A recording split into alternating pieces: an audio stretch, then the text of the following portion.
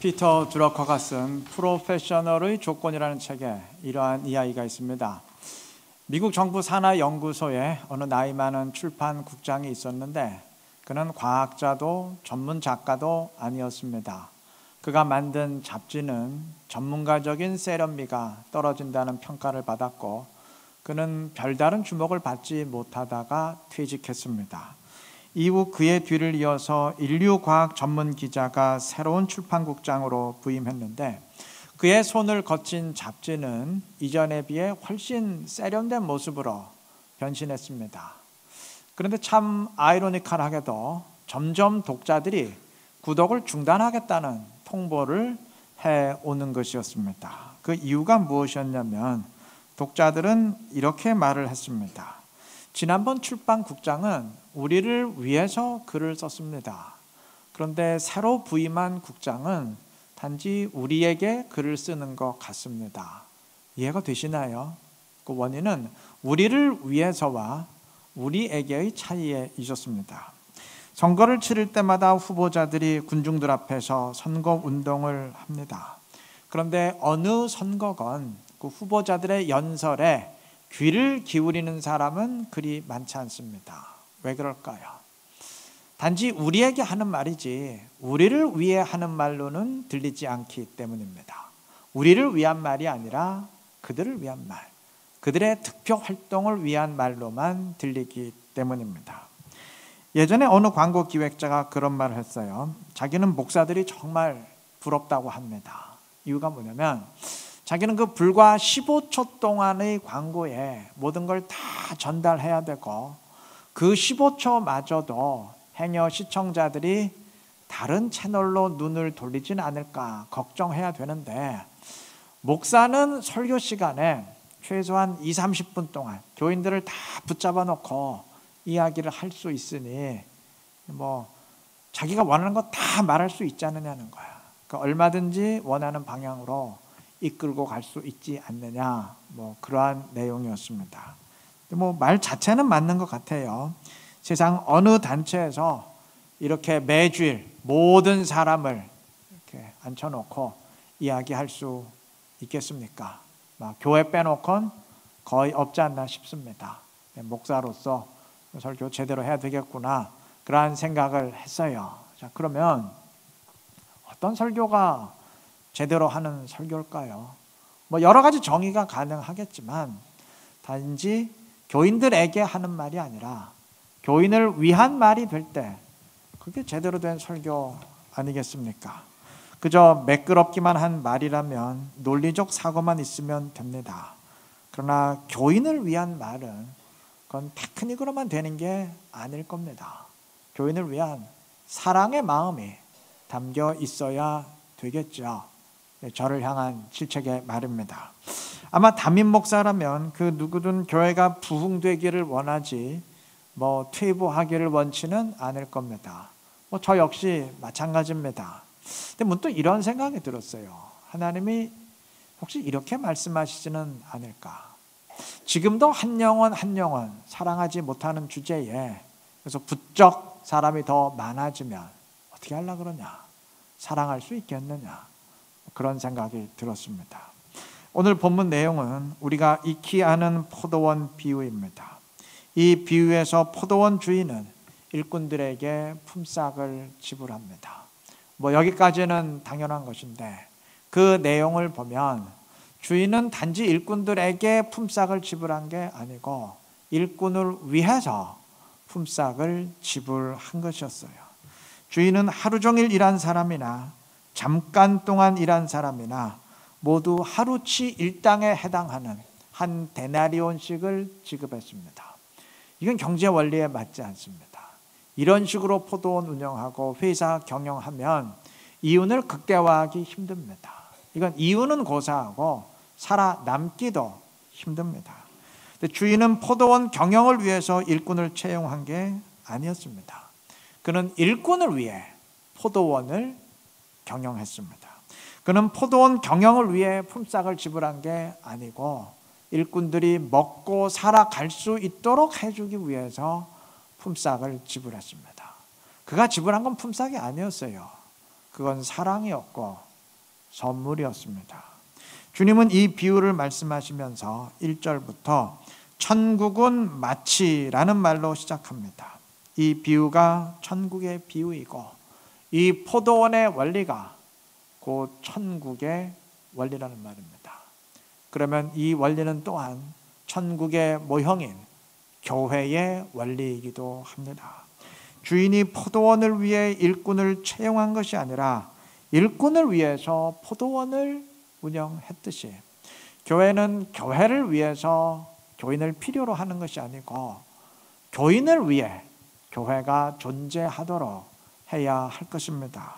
주님은 그의 자녀를 위해 교회를 세우신 분이지 교회를 위해서 그의 자녀를 필요로 하시는 분이 아니기 때문입니다. 교회가 부흥을 목표로 한다면 그 이유 역시 한 영혼이라도 더 살려내고 그들을 의의 길로, 올바른 생명의 길로 인도하기 위함이어야 하지, 교인의 수를 한 명이라도 더 늘리고 교회의 세력을 더 크게 확대시키기 위함은 아니어야 할 것입니다. 교회가 선교사를 파송하고 후원하는 이유 역시 그 세계의 영혼을 살리고 사랑하기 위함이어야 되지, 교회의 브랜치를 확대시키고 거기에 우리 체인점 심어놓기 위함은 아니어야 될 것입니다. 오늘날 세상이 점점 교회를 외면하고 있다면 그 이유는 어쩌면 우리에게서 사랑의 마음은 다 없어지고 프로그램과 비즈니스만 남았기 때문은 아닐까 싶습니다.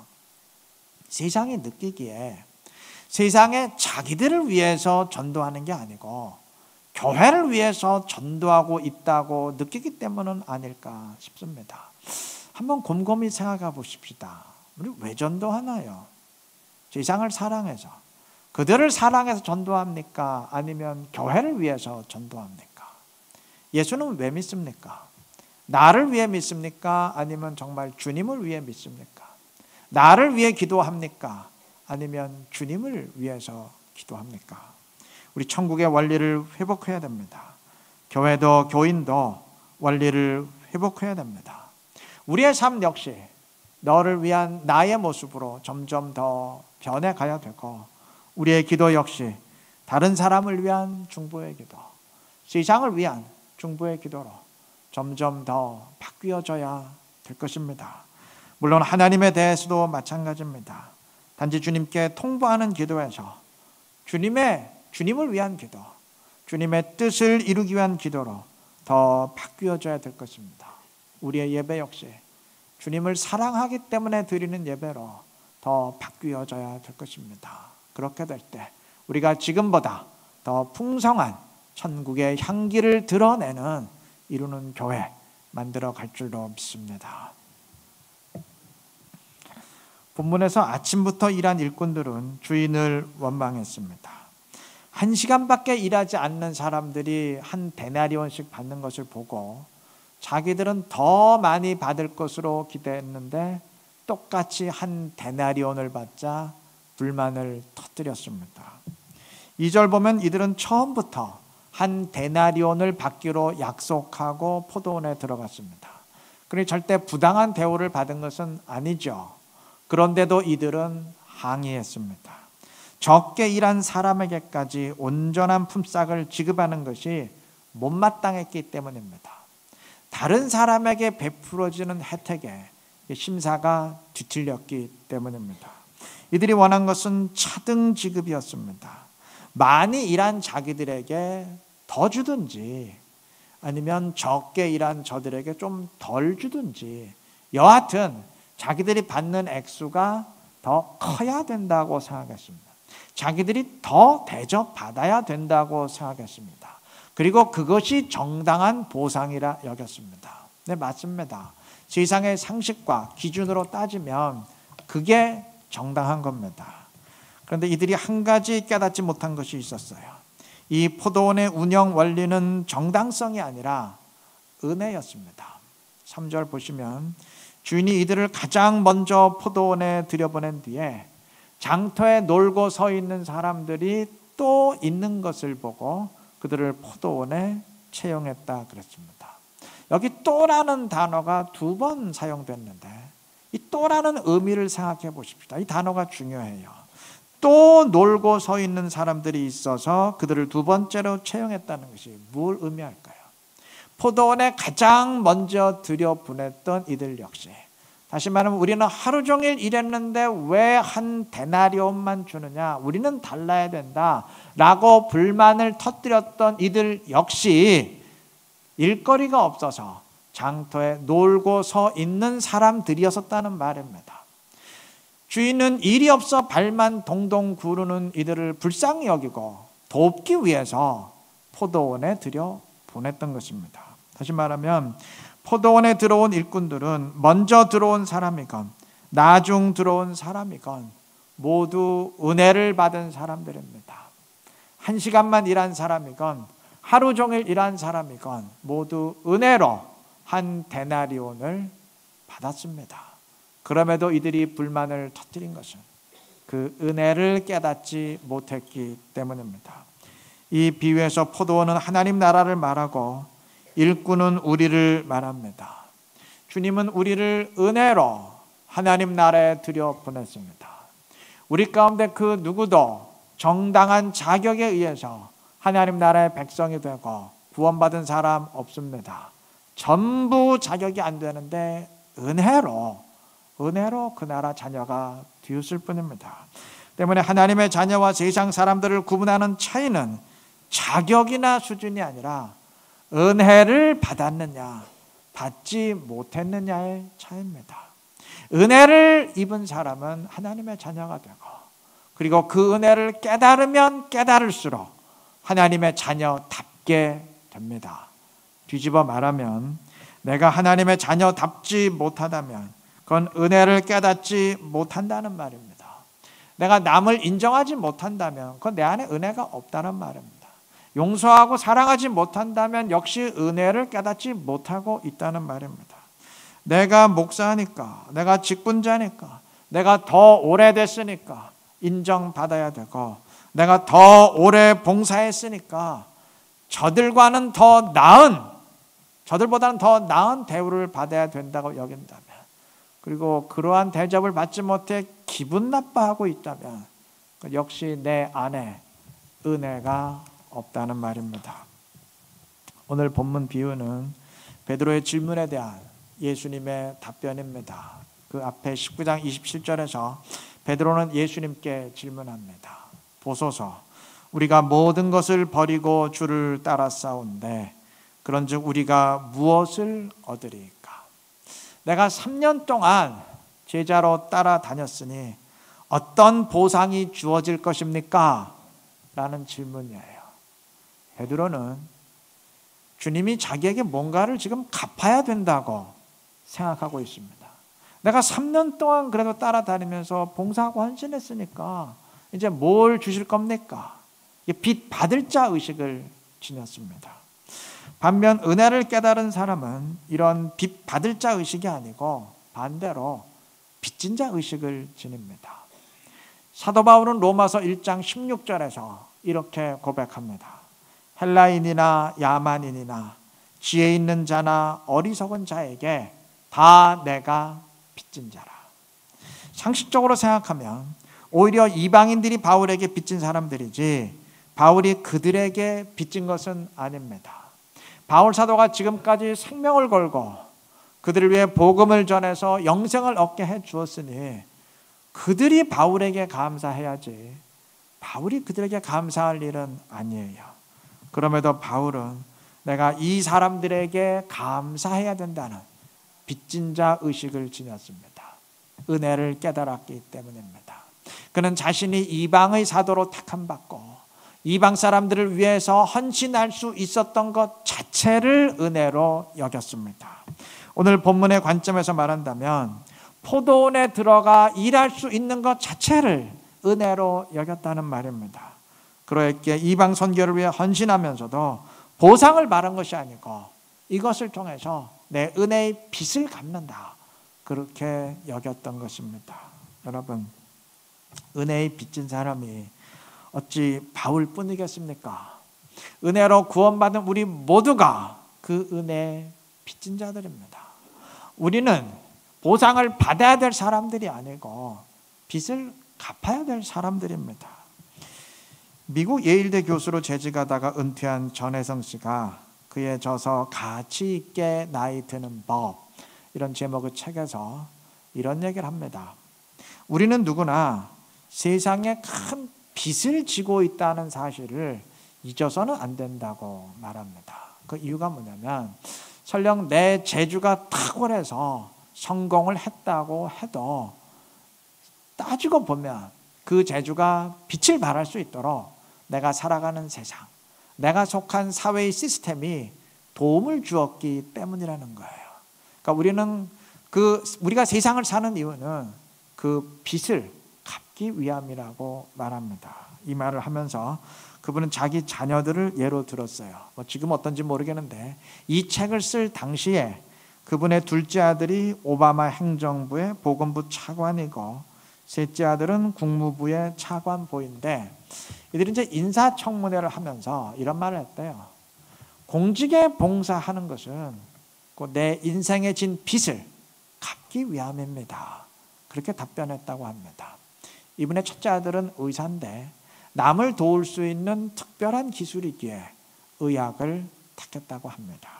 여러분, 세상을 올바르게 사는 사람들도 이처럼 세상에 대한 빚진 자 의식을 지닐 줄 압니다. 하물며 하나님의 은혜를 받은 우리 그리스도인들이 그 은혜에 대한 빚진 자 의식을 지니지 못한다면 말이 되는 이야기겠습니까? 내가 주를 위해 헌신했다면 보상을 원할 것이 아니라 감사하시기 바랍니다. 주님을 위해 헌신할 수 있었다면 그건 은혜입니다.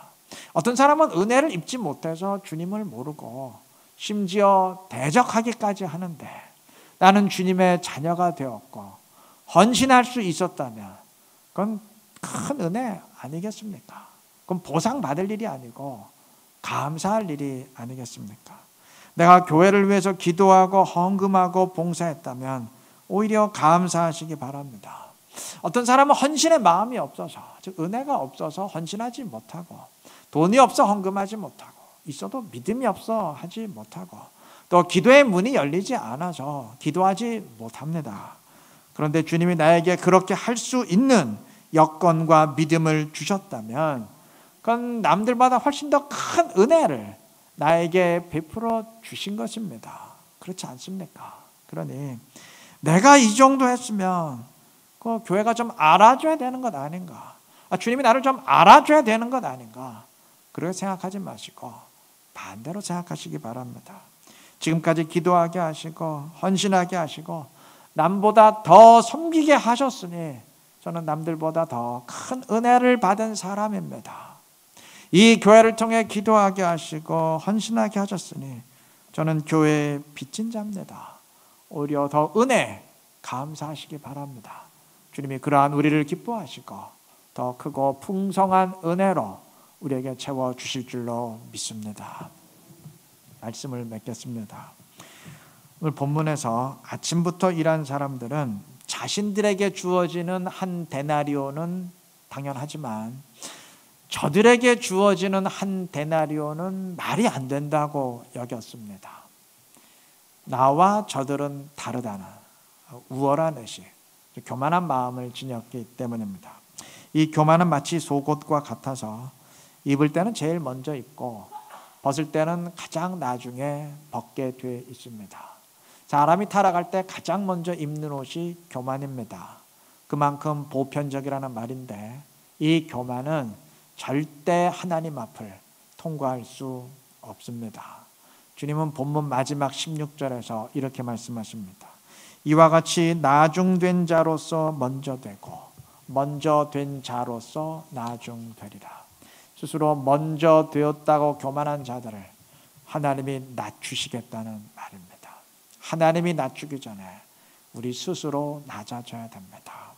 자, 그런데 이러한 교만도 문제지만 반대로 열등감에 빠져서 신앙의 용기를 잃어버리는 건 역시 큰 문제입니다. 오늘 본문은 그러한 사람들을 물론 지적하지는 않았어요. 근데 추론할 수 있죠. 만약 본문의 비유에서 잠시 동안만 일했던 사람들이 나는 잠시 동안만 일했으니까 감히 한 데나리온 받을 자격이 없지. 그래서 주인에게 나오기를 주저하고 주인을 보기를 회피했다면 뭐 그런 경우의 사람들이 되겠죠. 영적으로 이런 사람들이 있을 수 있어요. 나는 주님을 위해서 뭐 별로 헌신한 게 없으니까, 뭐 아무것도 한 게 없으니까, 뭐 주님은 나를 보기를 그렇게 기뻐하지 않으실 거야. 괜히 자격지심해서 자꾸 주님을 회피합니다. 이러다 보면은 나중에 아주 신앙 자체를 포기할 수도 있습니다. 더 심각한 문제입니다. 여러분, 로마서 5장 20절은 분명히 선언합니다. 죄가 더한 곳에 은혜가 더욱 넘쳤느니라. 죄가 더한 곳에도 은혜를 베풀어 주신다가 아니고 죄가 더한 곳에 은혜가 더욱 넘쳤느니라. 주님은 죄인에게 더 큰 은혜를 베푸시고 자격 없는 자에게 더 풍성한 은혜로 채우십니다. 잠시 동안만 일해서 자격이 없다고 생각하는 사람들을 더 큰 사랑으로 채우시고 영접해 주십니다. 탕자에게 더 큰 관심을 쏟는 것이 아버지의 마음 아닙니까? 기억하시길 바랍니다. 제가 이제 부목사 시절에 이제 우리 교회에서 알파라는 프로그램을 진행한 적이 있는데, 이거는 예수 믿는 사람들을 대상으로 하는 게 아니고 예수 안 믿는 세상 사람들을 대상으로 하는 프로그램입니다. 그래서 처음 몇 주 동안은 아예 뭐 기도도 없고 찬송, 성경 없어요. 예수님의 예자도 꺼내지 않아요. 대신 이제 송팀이 그들에게 이제 노래를 부르고 공연할 때는 대중가 유행가를 부릅니다. 그리고 식사 마치신 다음에 뭐 원하시면 담배 한 대씩 다 피실 수 있도록 시간 배려해도 뭐 그랬어요. 자, 그때 송팀이 많이 불렀던 노래 가운데 하나가 박상철의 무조건이라는 노래입니다. 그 가사 처음이 이렇게 돼요. 내가 필요할 땐 나를 불러줘. 언제든지 달려갈게. 그러니까 마지막에 이렇게 됩니다. 당신을 향한 나의 사랑은 무조건 무조건이야. 당신을 향한 나의 사랑은 특급 사랑이야. 태평양을 건너 대서양을 건너 인도양을 건너서라도 당신이 부르면 달려갈 거야. 무조건 달려갈 거야. 제가 이 노래 가사 왜 이야기하는지 이제 아시죠?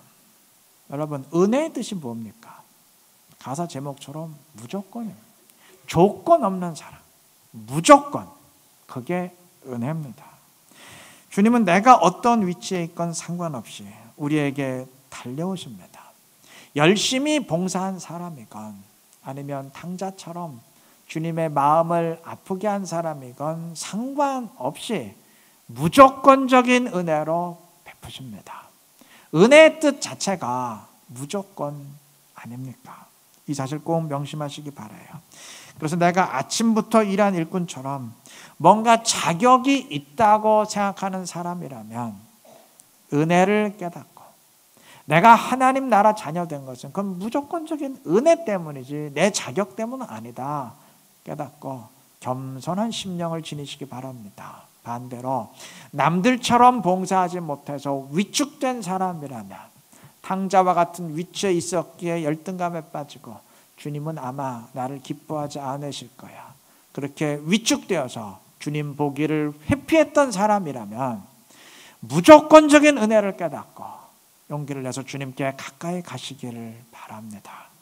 그래서 어떤 상황에 있건 주님의 은혜 가운데 신앙의 길을 새롭게 걸어갈 수 있는 이루는 교회 모든 성도님들 되시기를 주님의 이름으로 축원합니다.